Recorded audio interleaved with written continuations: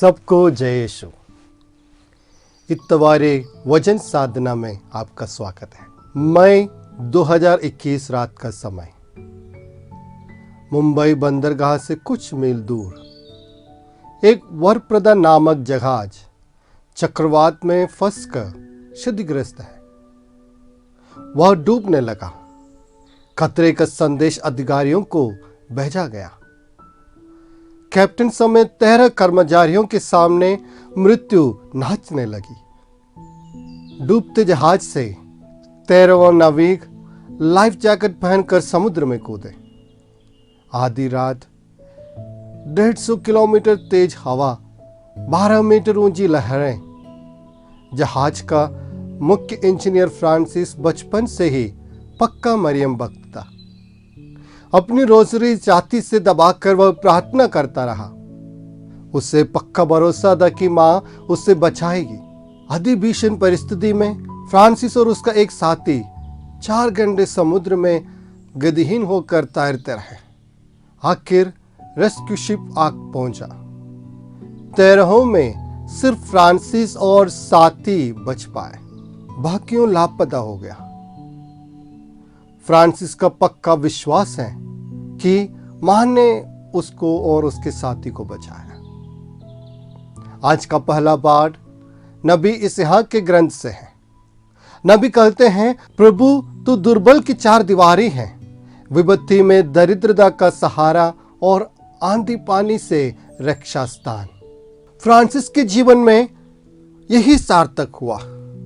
जो प्रभु पर भरोसा रखते हुए उसका नाम लेकर पुकारता रहता है, उसकी आवाज स्वर्ग पहुंचती है और प्रभु स्वर्गदूतों को भेजकर उसकी रक्षा करता है। संत पौलुस बुद्धिशाली एवं साहसी थे। यहूदी धर्म के कट्टर फरीसी गुट के धर्मोत्साही सदस्य थे। इस्राएलियों में बेन्यामीन वंशी थे। संहिता पर आधारित धार्मिकता की दृष्टि में निर्दोष थे। उनके सामने उज्जवल भविष्य था, लेकिन जब यीशु का ज्ञान उन्हें मिला तब उन्होंने जिन बातों को लाभ समझते थे उन्हें मसीह के प्रति प्रेम के कारण हानि समझने लगे और मसीह यीशु के नाम गैर यहूदियों को सुनाने हेतु उन्होंने अपना जीवन समर्पित किया। यही बात आज के दूसरे पाठ फिलिपियों के नाम पत्र में हम पढ़ते हैं। ईश्वर ही हमारा सब कुछ हो। आज का सुसमाचार पाठ अवधूतग्रस्त एक लड़का की चंगाई के विषय में है। यीशु अपने 3 शिष्यों के साथ पहाड़ी पर रूपांतरण के अनुभव से गुजर रहे थे। इधर पहाड़ी के नीचे 9 शिष्यों को फरीसी और शास्त्री घेर कर तंग कर रहे थे।